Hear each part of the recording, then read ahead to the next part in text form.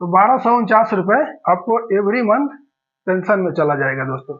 अब ये सवाल ये है कि ये 10 साल में कितना होगा, तो 10 साल बाद हमें कितना मिलेगा। ठीक है, इसको मैं कैलकुलेट करके बताने वाला हूँ। तो यहाँ तक क्लियर है। 15,000 के हिसाब से 5 साल, तो दोनों को मैं टोटल करता हूँ तो यहाँ पे हो जाता है 1535 रुपये, 1535 रुपीज पर मंथ आपको पेंशन मिलने वाला है दोस्तों। ठीक है, यहाँ तक क्लियर हो गया। नमस्कार दोस्तों, मैं प्रकाश कुमार साहनी और हमारा यूट्यूब चैनल में आपका बहुत बहुत स्वागत है।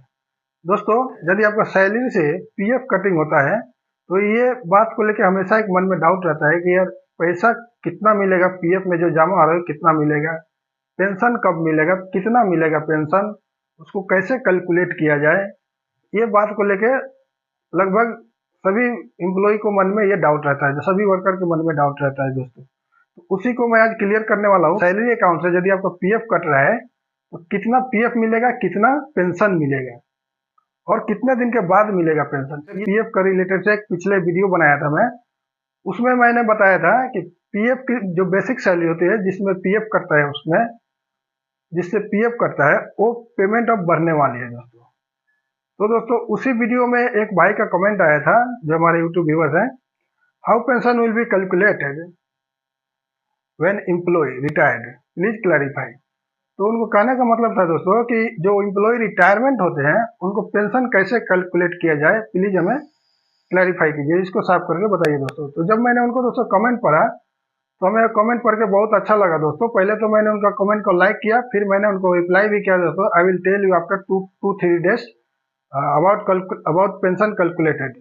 तो दोस्तों, मैंने एक पेंशन कैलकुलेटेड के बारे में बताया उनको कि 2-3 दिन के बाद में मैं इसके बारे में वीडियो बनाऊंगा दोस्तों। तो आइए दोस्तों, पीएफ कैसे कैलकुलेट किया जाए, पेंशन कैसे कैलकुलेट किया जाए, उसको मैं क्लैरिफाई करने वाला हूँ, उसको बताने वाला हूँ दोस्तों। तो दोस्तों, सबसे पहले मैं बताना चाहूंगा कि पेंशन कब लागू होता है दोस्तों, कितने साल सर्विस करने के बाद में पेंशन लागू होता है, वो दोस्तों पहले मैं बता दूं, उसके बाद मैं आगे बढ़ूंगा दोस्तों।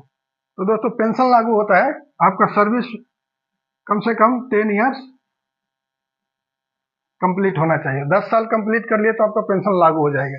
बट आपका पेंशन इंस्टेंटली नहीं मिलेगा, 10 साल के बाद नहीं मिलेगा दोस्तों, वो आपको 58 साल होने के बाद मिलेगा दोस्तों। ठीक है, 58 साल आपने कंप्लीट कर लिया उसके बाद ही पेंशन आपको मिलने का स्टार्ट करेगा। तो पहले मैं बता देता, उससे पहले मैं बताना चाहूंगा दोस्तों पेंशन कितना करता है, वो मैं साफ कर देता हूँ। यदि आपका एग्जाम्पल देता हूँ मैं कि यदि आपका सैलरी दोस्तों 15,000 है,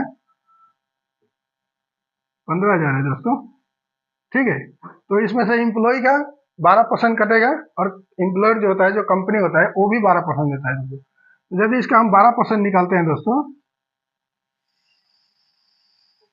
इंटू 12%, तो ये हो जाता है दोस्तों 1800 रुपये। ये आपको पीएफ में चल जाएगा। ठीक है, और जो कंपनी 12% देती है उसमें से आपको पूरा पीएफ में 12% नहीं जाता है, उसमें से सिर्फ 3.67% ही जाता है। कितना? 3.67%। तो वो होता है दोस्तों 550 रुपये। ये टोटल कितना हो जाएगा दोस्तों? टोटल हो जाएगा 2350 रुपये। टोटल आपका पीएफ अकाउंट में जा रहा है दोस्तों 2,350 रुपये। यहाँ तक क्लियर है। अब बताएं, अब दोस्तों रह गया कि पेंशन में कितना जमा होता है। तो पेंशन में जो कंपनी देती है दोस्तों 12%, 3.67% पीएफ में दे दिया, और उसके बाद 15,000 में हमको निकालना है, इसमें से बचेगा कितना? 12% से जब 3.6% इधर दे दिया तो 8.33%। ठीक है, ये जो एम्प्लॉय कंपनी देता है, एम्प्लॉयर देता है, तो ये 8.33% दोस्तों ईपीएस में चला जाता है। इसमें पेंशन में, एम्प्लॉय पेंशन स्कीम में चला जाता है। तो ये हो जाएगा दोस्तों 1249 रुपये, मतलब 50 रुपये पकड़ लो, समथिंग है, यहाँ पे पॉइंट आ जाएगा। तो 1249 रुपये आपको एवरी मंथ पेंशन में चला जाएगा दोस्तों। अब ये सवाल ये है कि ये 10 साल में कितना होगा, तो 10 साल बाद हमें कितना मिलेगा। ठीक है, इसको मैं कैलकुलेट करके बताने वाला हूँ। तो यहाँ तक क्लियर है कि पेंशन में एवरी मंथ आपका पेंशन में जमा हो रहा है दोस्तों 1249 रुपये, समथिंग कुछ पॉइंट आएगा, 1250 भी कर सकते हैं। तो यहाँ तक क्लियर है कि 1250 रुपये आपका अकाउंट में पेंशन जमा हो रहा है। तो इसको टोटल आपको अगर 10 साल आपने सर्विस कर दिया तो कितना मिलेगा, ये मैं बताने वाला हूँ। तो दोस्तों सर्विस, और वो मान लेते हैं कि ज्वाइनिंग डेट है आपका ज्वाइनिंग है जनवरी 2010 में, ठीक है, जनवरी 2010 में है और आपने 2020 में आपने एग्जिट कर दिया, आपने एग्जिट कर दिया तो 10 साल कंप्लीट है यहाँ तक, 10 साल में पेंशन लागू होगा, लेकिन उसमें से आपको एनसीपी डेज निकालना होगा। एनसीपी मतलब नॉन कॉन्ट्रीब्यूटरी पेबल, ठीक है, जो आपने कंट्रीब्यूट नहीं किया है, जो सर्विस नहीं किया आपने, आपको पेमेंट नहीं आया है, वो कितना दिन, 10 साल में तो 10 साल रेगुलर आप तो काम नहीं किए होंगे, कुछ ना कुछ वहां पे कट जाएगा, जो आपने अपसेंट किया होगा, छुट्टी ली होगी, वो कट जाएगा दोस्तों। फिर भी मैं इसको इग्नोर करके मैं आपको एकदम आसान भाषा में, एकदम इजी तरीके से बताने की कोशिश करूंगा दोस्तों, कि यदि आपने 10 साल कंप्लीट कर लिया तो पेंशन के लिए दोस्तों ये इस हिसाब से पेंशन कट रहा है हमारा 15,000 के हिसाब से, लेकिन ये 15,000 2014 के बाद में होगा दोस्तों, ठीक है, हमारा ज्वाइनिंग है 2010 में, तो 2014 से पहले,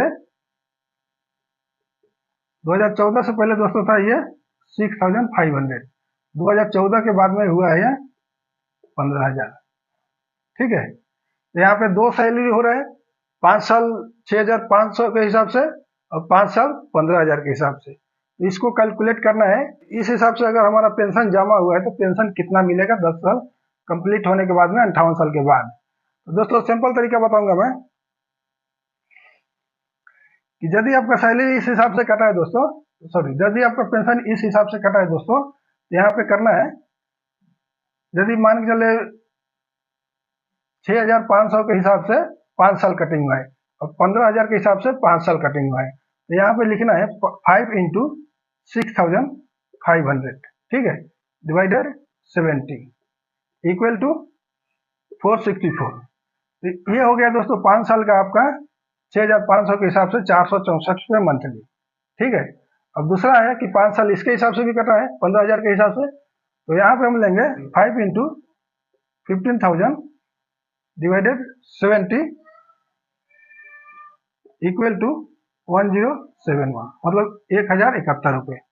ये दोनों को टोटल कर देते हैं दोस्तों, हमने 10 साल निकाल दिया यहाँ पे, ठीक है, दोनों को 6,500 के हिसाब से 5 साल और 15,000 के हिसाब से 5 साल, तो दोनों को मैं टोटल करता हूँ तो यहाँ पे हो जाता है 1,535 रुपये, 1,535 रुपीज पर मंथ आपको पेंशन मिलने वाला है दोस्तों, ठीक है, यहाँ तक क्लियर हो गया।